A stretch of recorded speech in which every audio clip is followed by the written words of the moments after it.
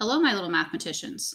Before you take your exam on equations and inequalities, I wanted to remind you of several things. Okay, and notice also this extra one that's added in, because this is something different than your normal solving. Okay, so one, in order to get full points, you have to show the inverse operation on both sides of the equation, or else, yes, points will get deducted. Okay, I suggest that you check. Checking is wise, but it's not mandatory for all the problems, okay? But it's very wise. We do want to practice checking so that next year when you should be checking your answers, because you're probably going to be unsure of the answers because they're going to be harder, it's already second nature to you. And you do need to know how to check, because problems like this one will be on the test as well. And these ones you don't solve, you only check, okay? So let's start up here with 1, 2, 3, 4. Where I'm actually asked to solve the equation. The first thing you want to do is isolate the variable.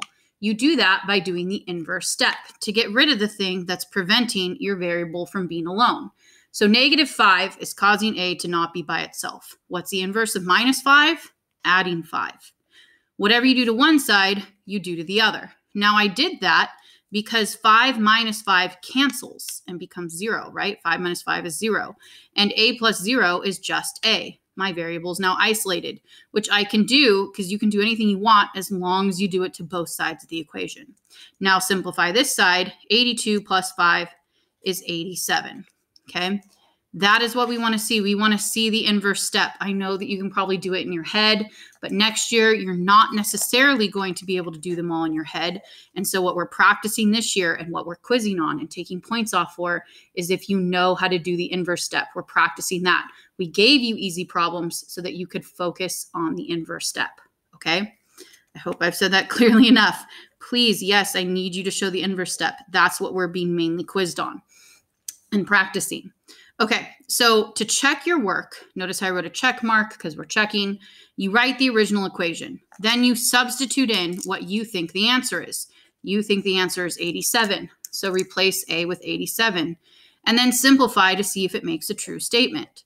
Well, 87 minus 5 is 82. Bring down your equal sign, bring down your 82. You have 82 equals 82, which is a true statement. So then you're like, sweet, yes, 87 was the right answer.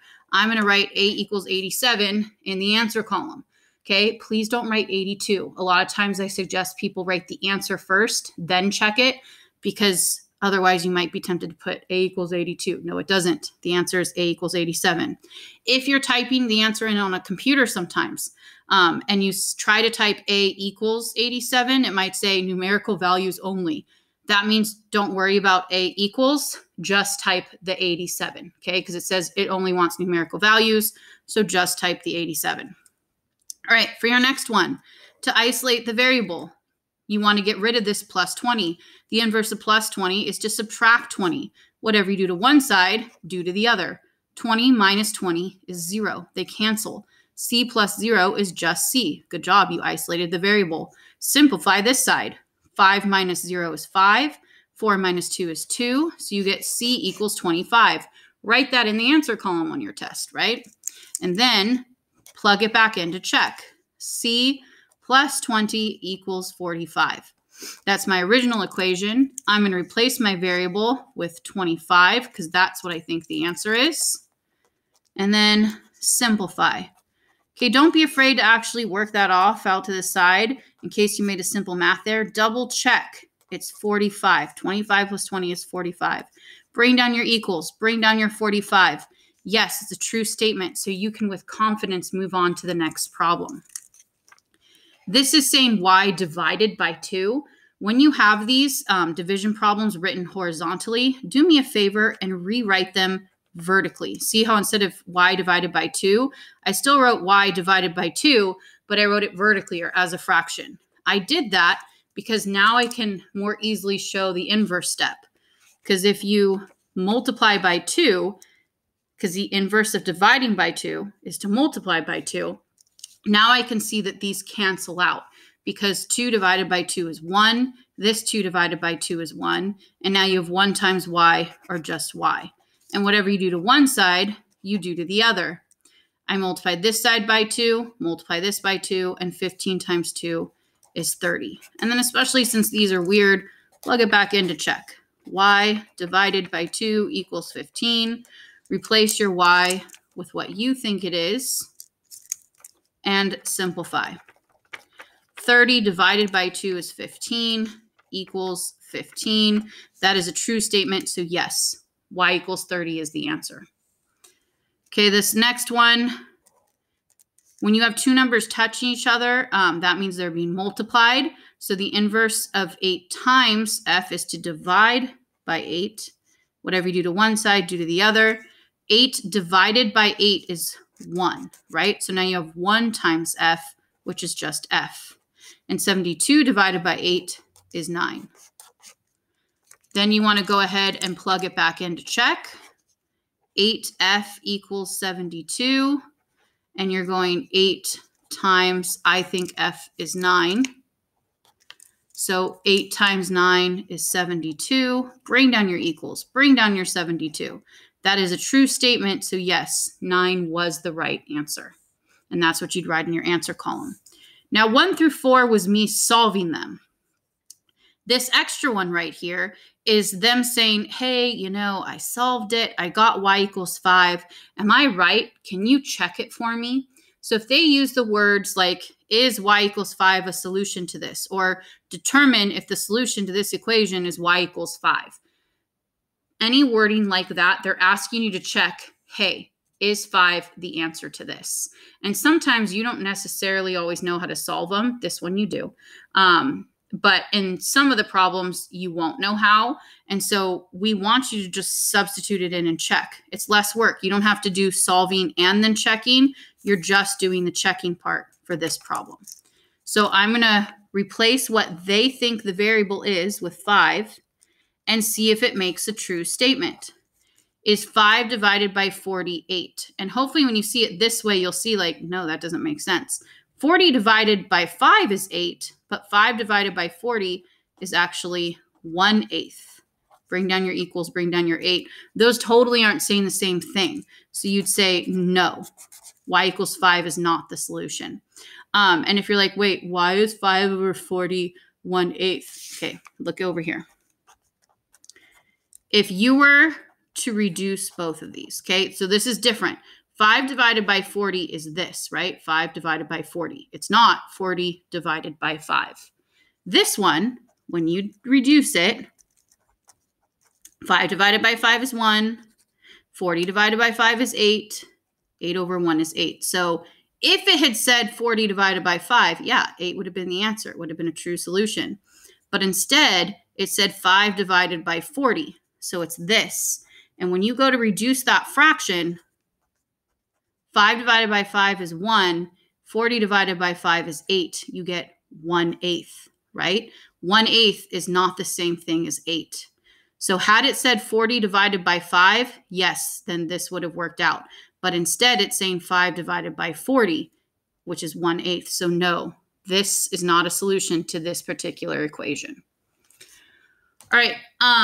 Again, hopefully that illuminated several things. Make sure that you actually truly look carefully because sometimes it almost looks right, but it's not. So double check if you need to. Simplify your fraction. And if it says, is this a solution to an equation? Just substitute it in and see if it makes a true statement or not. If it makes a true statement, then yes, it was a solution. If it makes an untrue statement, then no, it was not a solution. If it says solve an equation, then we want to see the inverse step on both sides in your answer. Okay, so it's asking two different things. This is asking you to solve, so show the inverse step, and then check. This is asking you just to check if that is the answer to this. Okay, the other part is to graph. So I'm focusing on the number 10 here. 11 and 9 are the two numbers that surround it, and I'm focusing on 7 for this one. 8 and 6 are the two numbers that surround it. So for here, is this an open or closed circle? Hopefully you said open because there's no line underneath. It's not including that point. The thing pointing towards your variable is the little tiny dot end, the less end part. So where a number is getting smaller, to the left. Or look, doesn't that arrowhead match the inequality sign? If the variable is on the left, your inequality sign matches your arrowhead. Here at 7, Should it be an open or shaded in or closed circle? Hopefully you said shaded in, because it is including the point of 7 because there's a line underneath. It's greater than or equal to. And again, the great big open end, the greater than part, is facing your variable. So where do numbers get bigger? To the right. And notice again, this inequality sign matches your arrowhead. You can always use that trick when the variable's on the left. This one, instead of me graphing it, they want me to write the inequality. So we're comparing x and 6, and we're comparing x and 5. The variable is going to the left for this one. So it's getting smaller, so less than. There's no line underneath because it's not shaded in. And look, arrow matches my inequality sign. Okay, this one is going to the right, so it's representing greater numbers. So my variable needs to represent all the greater numbers than 5. Is it including the point of 5? Yes, because it's shaded in, so it's or equal to. Go ahead and underline that one. And then finally, for these ones, if you're typing it in on the computer, yes, you can use X's and multiplication signs and whatnot. These will probably have you just type 87, 25, 30, and 9 because you solve for them. And then, yes, we are going to look at your work. But for these, you type out the word phrase. You're not solving it. You're just typing out the word phrase. So write it as you read it. 3 times the sum of what? Some number and 10. Yes, I need to have this in parentheses because it's not this. It's not 3 times some number plus 10. It's 3 times this entire sum. So parentheses make a difference. So for this, you would just type 3, shift with the parentheses, x, plus sign, 10, and the parentheses. And there would be no spaces as you type it, okay? And you don't solve it. You're just typing out the expression.